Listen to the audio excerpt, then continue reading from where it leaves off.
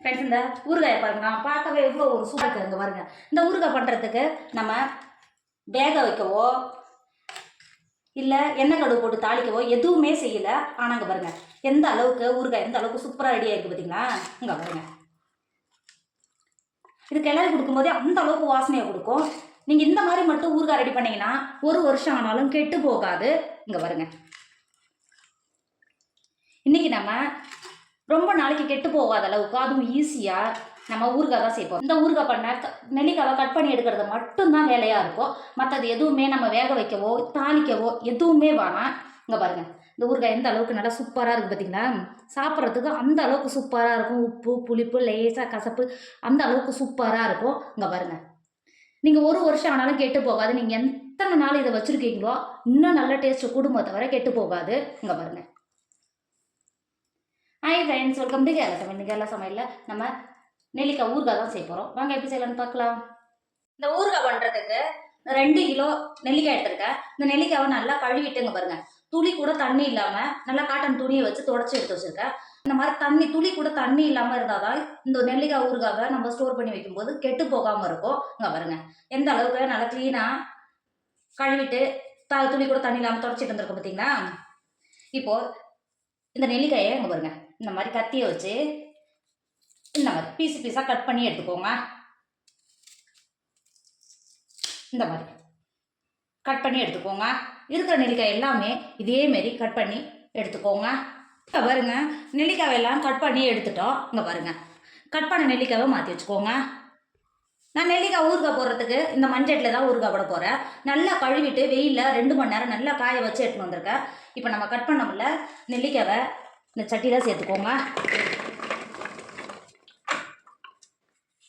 நெல்லிக்காவை சேர்த்து கொடுத்துட்டு அது கூடவே 1/4 கப் அளவுக்கு கல் உப்பு எடுத்துருக்கேன். இப்போ இந்த உப்பை இந்த மாதிரி சேர்த்து கொடுத்துக்கோங்க. நீங்கள் ஊறுகாவுக்கு எப்பயுமே கல் உப்பு சேர்க்கும் போது தான் அதோட டேஸ்ட் அந்தளவுக்கு நல்லா சூப்பராக இருக்கும். சேர்த்து கொடுத்துக்கோங்க. உப்பு சேர்த்து கொடுத்துட்டு அது கூடவே 250 கிராம் கப்பில் 1 கப் அளவுக்கு காஷ்மீர் மிளகாத்தூள் எடுத்து வச்சுருக்கேன். இப்போ ஒன்று சேர்த்து கொடுத்துக்கோங்க. சேர்த்து கொடுத்துட்டு அது கூடவே 1 டேபிள் ஸ்பூன் கடுகு, 1/2 டேபிள் ஸ்பூன் வெந்தயம் ஒன்றும் பாதியமாக மிக்சியில் அரைச்சி எடுத்து வச்சுருந்தேன். இப்போ சேர்த்து கொடுத்துக்கோங்க. சேர்த்து கொடுத்துட்டு அது கூடவே 1/2 டேபிள் ஸ்பூன் அளவுக்கு பெருங்காயம் சேர்த்துக்கோங்க. பெருங்காயத்தை சேர்த்து கொடுத்துட்டு 5 கொத்து அளவுக்கு கருவேப்பிலையை இந்த மாதிரி நல்லா கழுவிட்டு எடுத்து வச்சுருந்தேன். நல்லா காய வச்சு எடுத்து வச்சுருக்கேன். இப்போ சேர்த்து கொடுத்துக்கோங்க. சேர்த்து கொடுத்துட்டு அது கூடவே 1/4 கப் அளவுக்கு பூண்டு சேர்த்துக்கோங்க. இந்த நெல்லிக்காயோட இந்த பூண்டு சேர்க்கும் போது கருவேப்பிலையோட அந்த அளவுக்கு நல்லா வாசனையை கொடுக்கும். சேர்த்து கொடுத்துக்கோங்க. சேர்த்து கொடுத்துட்டு அது கூடவே 400 ml நல்லெண்ணெய் எடுத்து வச்சுருக்கேன். இப்போ இந்த நல்லெண்ணெயை சேர்த்து கொடுத்துக்கோங்க. நீங்கள் எந்த அளவுக்கு நல்லெண்ணெய் சேர்க்குறீங்களோ அந்த அளவுக்கு ஊறுகாய் கெட்டு போகாமல் இருக்கும், நல்ல டேஸ்ட்டையும் கொடுக்கும். சேர்த்து கொடுத்துக்கோங்க.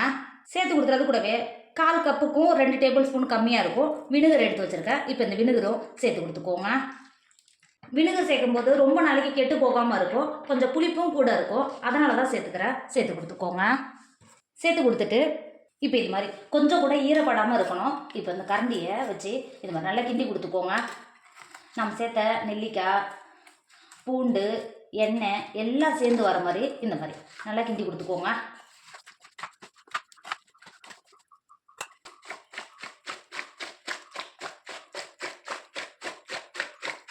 கிண்டுறது கஷ்டமாக இருந்தனால இந்த மாதிரி எடுத்து இந்த மாதிரி புளி கொடுத்தீங்கன்னா போதும், ஈஸியாக அங்கே பாருங்கள் எல்லாம் கலந்து வரும். இப்போ இந்த அளவுக்கு நல்லா கலந்து கொடுத்துட்டு இங்கே பாருங்கள், இந்த மாதிரி நெல்லிக்காவை உள்ளே இருக்கிற மாதிரி இது மாதிரி எடுத்து கொடுத்துக்கோங்க. சேர்த்து கொடுத்துட்டு மூடி போட்டு மூடி ஒரு 4 நாளைக்கு ஸ்பூனோ எதுவுமே விட்டு கிண்டி எதுவும் கொடுக்காம அப்படியே வெயிலில் ஒரு 4 நாளைக்கு மாற்றி வச்சுக்கோங்க. 4 நாளுக்கு அப்புறம் இந்த ஊறுகாய் எந்த அளவுக்கு சூப்பராக இருக்குன்னு உங்களுக்கு நல்லாவே தெரியும். இப்போ 4 நாளைக்கு வெயிலில் மாற்றி வச்சுக்கோங்க. இப்போ பாருங்கள், 4 நாள் நல்லா வெயிலில் வச்சு ஊற வச்சு எடுத்து வச்சுட்டு ஊறுகாய் பாருங்களா, நம்ம எதுவுமே பண்ணலை, வேக வைக்கல, ஒன்றுமே பண்ணலை, ஆனால் பார்க்கவே எவ்வளோ ஒரு சூப்பராக இருக்குது பார்த்தீங்கன்னா. டேஸ்ட்டு பார்த்தோம்னா அந்த அளவுக்கு சூப்பராக இருக்கும். இப்போ ஒரு டைம் நல்லா கிண்டி கொடுத்துக்கோங்க. இங்கே பாருங்க, கிண்டி கொடுக்கும்போது எந்த அளவுக்கு ஊறுகாய் நல்லா நெல்லிக்காயோட பிடிச்சி எந்த அளவுக்கு இருக்குது பார்த்தீங்களா? சாப்பிட்றதுக்கு அந்த அளவுக்கு சூப்பராக இருக்கும். 1 வருஷம் ஆனாலும் கெட்டு போகாது. இங்கே பாருங்கள், இப்போ பாருங்கள் நமக்கு ஊறுகாய் சூப்பராக ரெடி ஆகிடுச்சு. இங்கே பாருங்கள், வேறு ஒரு பாட்டிலில் போட்டு ஸ்டோர் பண்ணிக்கோங்க.